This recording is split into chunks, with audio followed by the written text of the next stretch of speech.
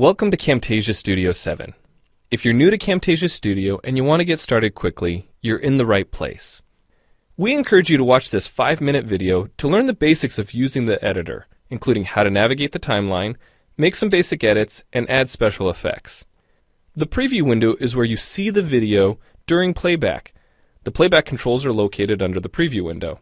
In fact, the video you're watching in the preview window is a sample project playing directly from the timeline you see below. After you watch this video, we hope you take some time to practice what you've learned using the content on the timeline. So let's start with the timeline. This is where you assemble and edit your videos.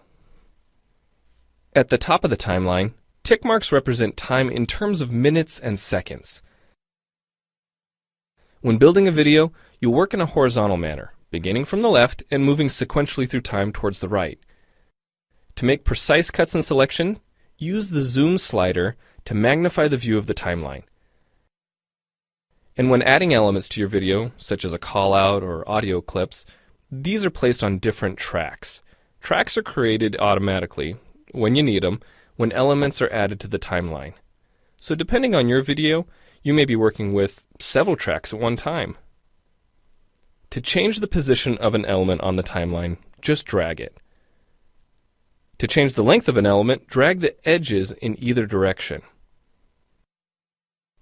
An important part of the timeline is the playhead.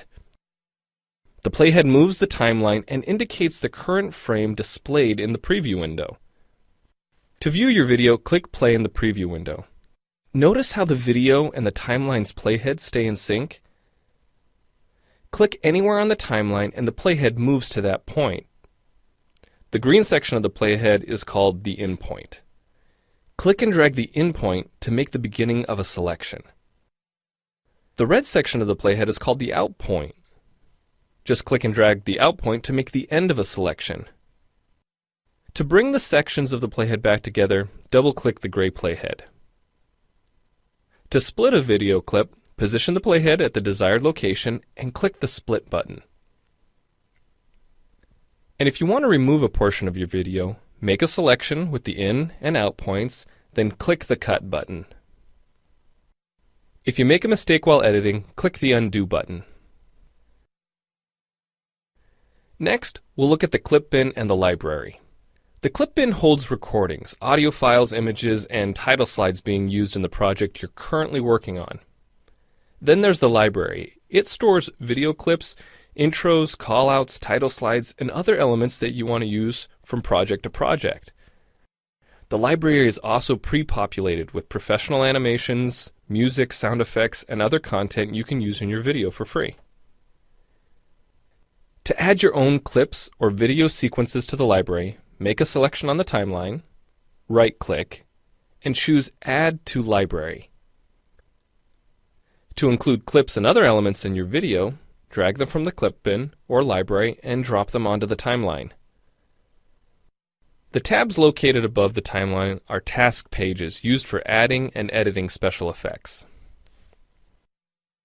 You can add callouts to emphasize a key point. You can insert a transition between clips for a professional look.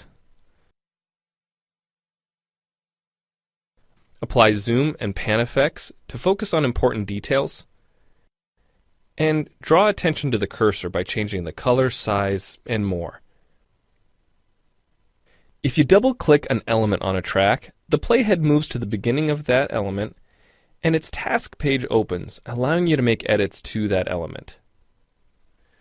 So we've shown you a few ways you can navigate and edit your video, but how do you get content into your video? Well, to make a new screen recording, click the Record Screen button. If you already have an audio or video recording to use, click the Import Media button. When you've made edits and added effects to your video and you're ready to share it, you need to produce the project to create a shareable video. Click the Produce and Share button, step through the wizard, and Camtasia Studio creates a viewer-friendly, shareable MP4 file ready to upload to screencast.com, your blog, or a website. Well, it's time for you to try Camtasia Studio out for yourself using the content on the timeline. The help file in Camtasia Studio will help you use each of the Camtasia Studio features and applications. The Learning Center on TechSmith.com has in-depth video tutorials and other sample projects to download and practice with. So we hope you enjoy Camtasia Studio. And happy screencasting!